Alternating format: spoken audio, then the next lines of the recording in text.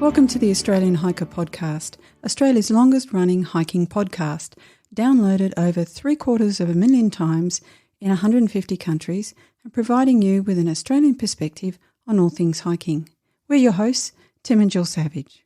In today's episode 234, we talk with Yvonne Everett, author of the newly released guidebook, Best Walks of the New South Wales Mid-North Coast.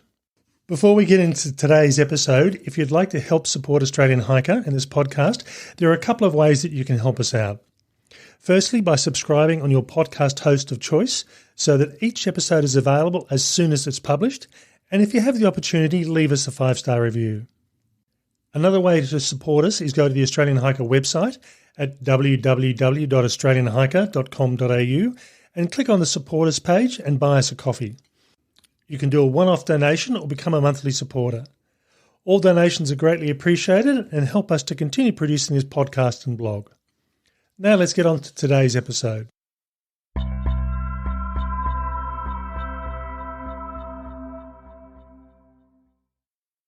The New South Wales Mid-North Coast is a bit of an unknown for us, and we are hoping to get up that way over the next 12 months sometime and wanted to do a bit of pre-planning. This newly released guidebook by author Yvonne Everett is just the ticket, providing an overview of some of the great hiking options in this region. In today's episode, we catch up with Yvonne and talk with her about hiking on the Mid-North New South Wales coast and her new guidebook. Yvonne, thank you for taking your time to talk with Australian Hiker. Thanks for having me, Tim. So before we talk about your guidebook, give us a brief introduction to yourself, your general background and your hiking resume. Oh, I love to walk. I've been hiking all my life. I'm a great believer that there's no problem that can't be solved by going for a good walk outside. My hiking career probably started when I was a kid, growing up in South Africa. I had cheapskate parents. They didn't have a lot of money. I hope they don't listen to this. So they took us camping and hiking a lot. And my first big day walk was up the Drakensberg, which are over 3,000 meters high. So it was quite a big walk to take quite a young kid on.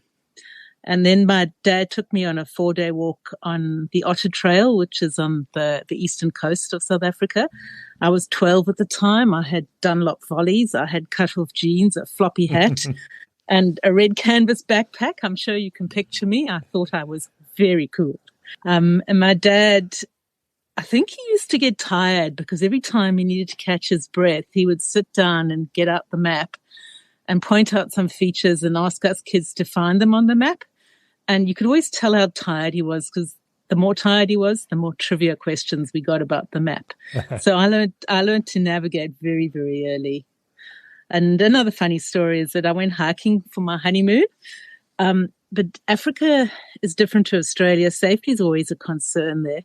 So I thought 4 people would be better than 2 to go hiking in the mountains. So I invited my younger brother and his mate.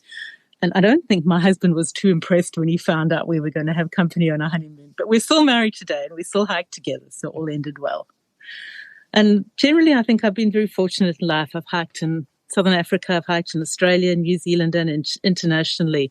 So life is good when you walk. So I'm not familiar with the New South Wales Mid-North Coast, but it is an area that I want to come up and do some more hiking in. What's so special about the Mid-North Coast and the hikes in that area? And I suppose just to define this, what defines the Mid-North Coast?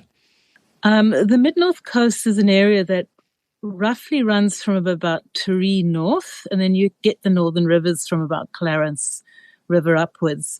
That's the way the government defines it for their division into councils and LGAs and things. From a guidebook point of view, I did it from Port Macquarie up to the Clarence River because that suited me.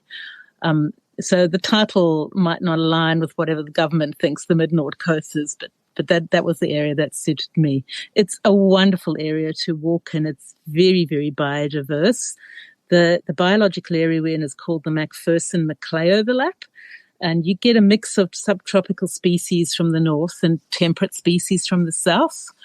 And the elevations range from sea level all the way up to 1,500 meters on the New England tablelands near Point Lookout.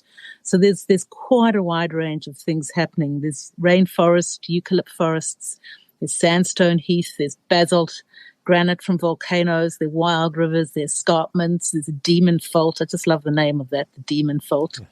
There's prolific bird life, there's way too many snakes, there's whales, there's koalas, there's everything you could possibly want up here. There's also a marine park off the coast, which was the first marine park in New South Wales. And the longest stretch of protected coastland in New South Wales is in this area as well. That's Urrugi National Park. And I might also just add that Coffs Coast is the first fully accredited eco-destination in New South Wales. So from a biodiversity perspective, there is lots of goodness up here. There's also very rich cultural diversity and heritage and marvellous climate, of course. Okay. Now, is this your first book, and if so, what motivated you to do a guidebook? It is my first book, actually. I published Coffs Trails, which is a website with self-guided bushwalking and adventure touring trails in it. It kind of started as a lockdown hobby back in 2020 when we just moved up to Coffs Harbour after giving up on the corporate gig in Sydney.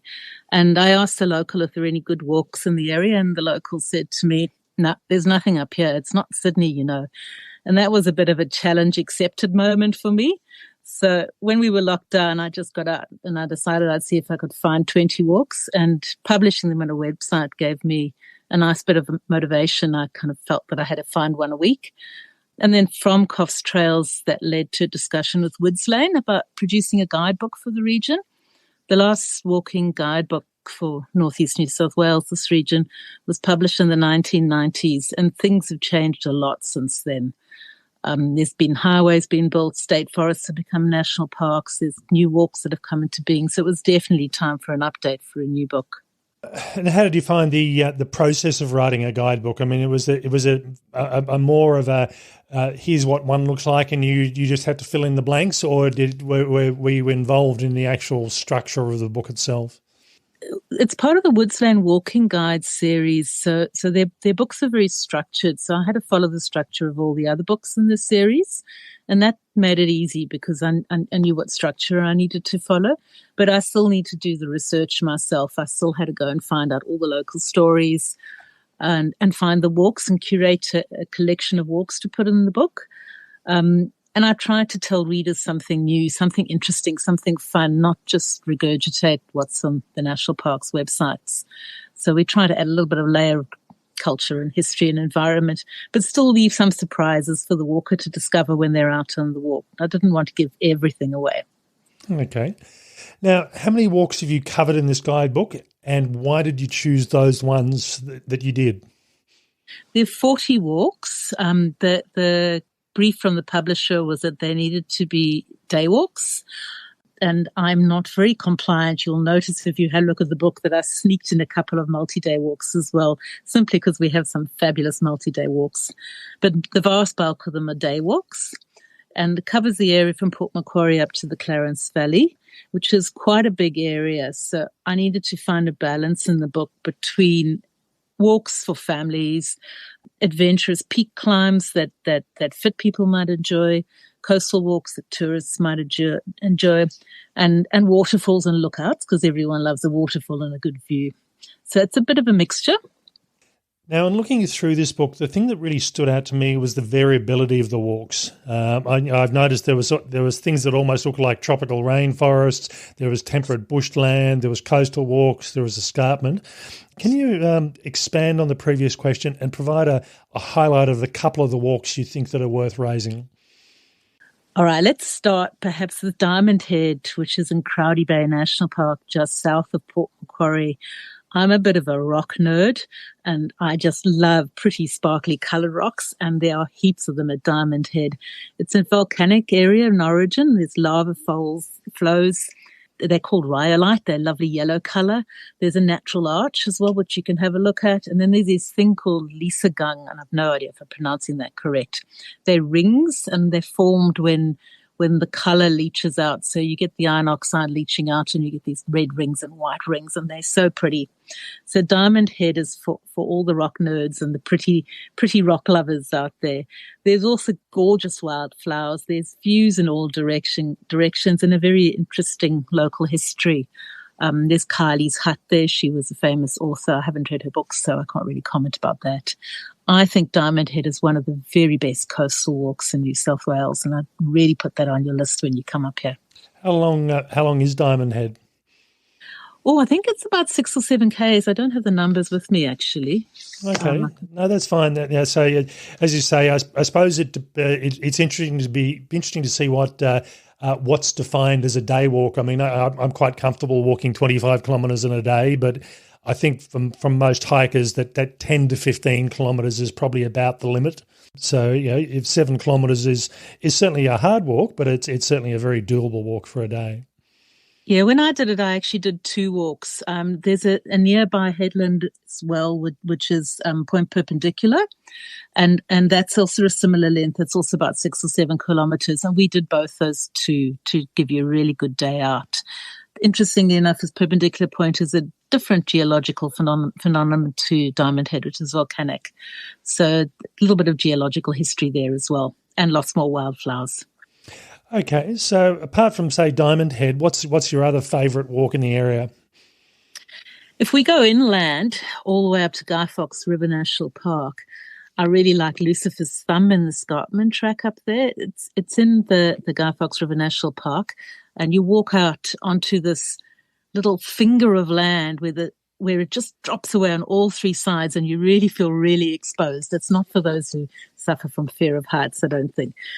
And there's this stunning view all across the wilderness there. Then you can wander off along there onto the Scarpman track, which goes to a place called Fattening Paddock. And I just love the name Fattening Paddock, and I think it's the perfect spot for lunch, and you can have a little midday nap on the soft grass in the sunshine. So it's a very, very pretty place. There's a Demon Fault as well from Lucifer's Thumb. You look down across the Guy Fawkes River, which is far below you, and it runs through the Demon Fault, which you can actually see on Satellite Images Australia. If you zoom out a bit on Google Earth, you can see this Demon Fault running north. It goes all the way from about Ebor up to the Queensland border. So Lucifer's Thumb is peering out into the Demon Fault below you. It's not very widely known walk, so you're not going to meet anybody else up there. You're going to have the place all to yourself. It's just fantastic. Actually, I suppose that raises a question. Why, from by the sound of it, it's a spectacular walk. Why don't you think it's as well known as it should be? Is it just because of the location, or is there some other reason that people just don't seem to know about it? I think it's remote for a start. So that particular walk is about a 15-kilometre circuit, so it'll take you the whole day, that one. To get there from Coffs Harbour is about a 2-hour drive, so it's pretty remote even from the coast. And it's also not close to Brisbane and not close to Sydney. Okay. So that's also why it's probably not well known. I think that's the thing with this section of the coast. As I said, I'm hoping to get up there at some point, but it's one of those things where I tend to travel to major cities and do walks around them. And if it's in the middle of a remote area or not close to a town or a city, as you say, it puts them a bit off people's radar. But in some respects, that's not a bad thing, because with the coastal walks or the walks close to cities, you're never going to get a solitary walk. Yeah. You can actually walk the Guy Fawkes River National Park from Lucifer's Thumb. There's a fabulous wilderness walk that goes all the way down to a place called Newton Boyd on the old Grafton to Glen Innes Road, and that could take you a good 4 days to walk through there. I'm planning to walk that, but I'm just waiting for river levels to drop, and I seem to be waiting I know what that's like. I've been trying to. There's a one walk I've been trying to do from south of Sydney for about 2 years, and every time I even remotely decide to go up there, it pours with rain, and it's just not doable. Another season, I think. Another season. Yeah, well, I keep on. I refuse to take it off my list. I just keep on pushing it on and pushing it on. So eventually, we're going to get some dry weather, and hopefully, things will come back again. So in relation to the guidebook, were there any challenges for you putting it together? Actually, there were. One of them was I had to do 40 walks, and when I'd got to number 39 with one walk left to go, I broke my leg, which was rather embarrassing because I broke it washing the car, and I think we can conclude from that hiking is much safer than household chores, so we'll stay away from household chores now. So I had to come up with a creative solution for my final walk, and I did it on a knee scooter with my crutches tucked under the arm just for the steppy bits. But I'm not going to tell you which walk was done on the e-scooter. I'll let you have a look at the book and see if you can work that one out. Perhaps there was another challenge as well, is that photography is not my strongest point. I'm not a photographer by trade, and my model isn't a model by trade either. My photographic model is usually my husband, Alan, and I had to tell him things like, please tuck in your shirt and take off your daggy hat and don't wear those dull khaki clothes. I want something brighter for the photo, please. But fortunately, he's very tolerant and he never complains about frequent stops for yet another photo, and he's got quite good at modeling now. Yeah, I think I'm a bit like that. On a week-long walk, I average taking 800 photos. My wife's gotten used to that.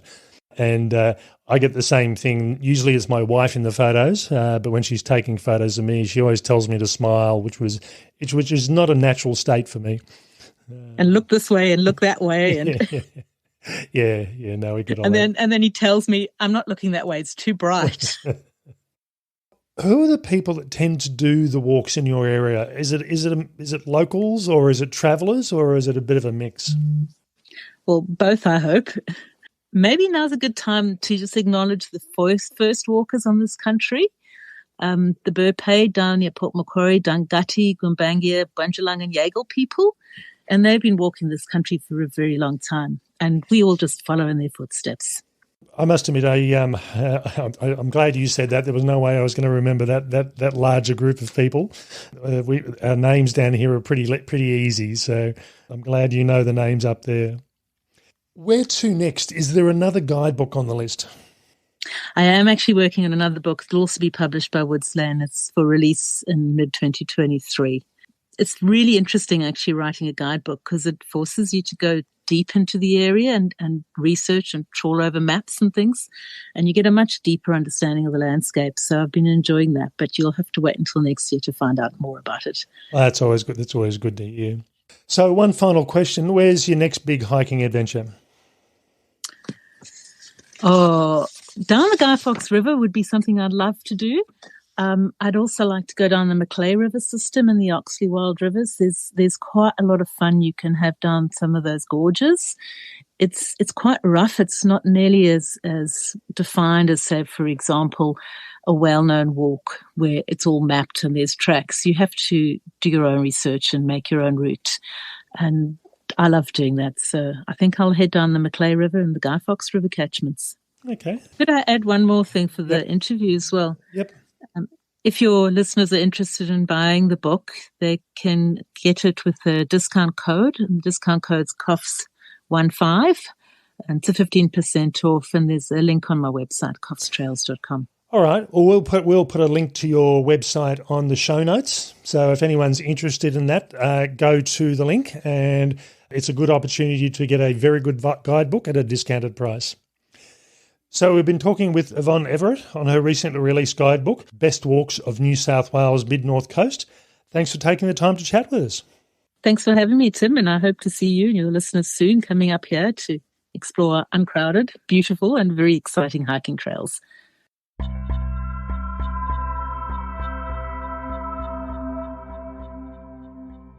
So that was our interview with author of a newly released guidebook, Best Walks of the New South Wales Mid-North Coast.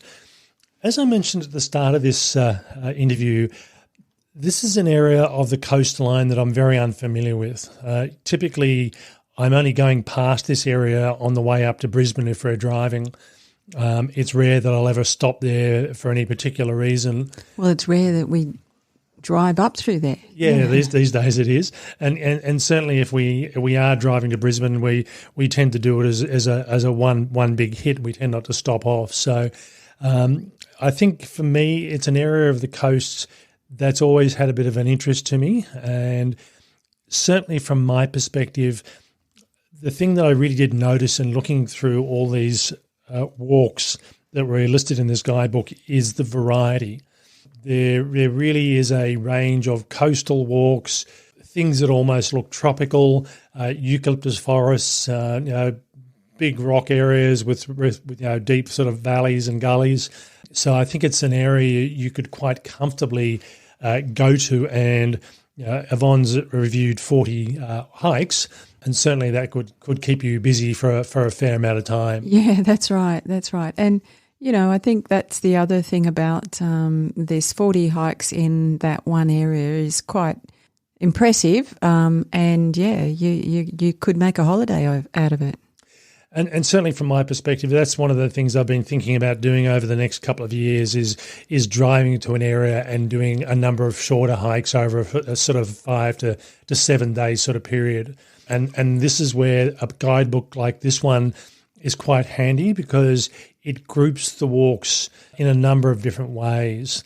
Certainly at the front of the book, there's a quick key to see what's there, and they colour code them based on the area. So, this is from the bottom of this area to the top of this area is roughly about 200 kilometres, and certainly you're not going to travel from one end to the other in a single day. But what it does mean is if you're in a particular area, you think, okay, well, here's a batch of hikes that are all within this area and close by.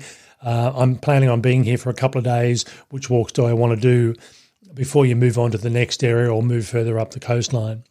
And I think the other thing is, with that kind of 200 kilometre distance, there's a lot of variety as well. So, we were talking earlier about the different kinds of landscapes that you can wander through. As a generalisation, I've become a big fan of the Woods Lane Press hiking series. I think they're well set out. It is a bit formulaic. They tend to, if you've got a few of these books, you do tend to recognise them. They all look very similar. That's not a bad thing, though. I mean, I do like a good guidebook. And so this one and the way it's set out, I think, it's a nice format and it works. It is, and I think they've done a really good job of that. So, as I said, you can look at the walks all as a quick summary at the start of the book, and then you can go into more in detail with each of the walks having at least 3 pages on them, and certainly some of the more impressive walks have got sort of 4, 5 and 6 pages donated over to them. So it's a well thought out book, and I think Yvonne's done a really good job for an area which for many hikers, and as she mentioned during the interview, because there's no major capital city nearby, and we're guilty of this, we tend to go to Sydney, we tend to go to Newcastle, we tend to go to Brisbane because we're visiting family. So that's where our walks tend to be concentrated. And I think, as I said, if you've got a bit more time and you're driving past that area, it's worthwhile spending some time doing the odd hike on the way past. Now, as Yvonne mentioned in this interview, if you want to buy the book directly from her, the details are in the show notes, and you can go to her website and get a 15% discount. So it's a good opportunity to get a very good guidebook for a very good price. We've also done a review of the guidebook showing some images and showing some of the walks.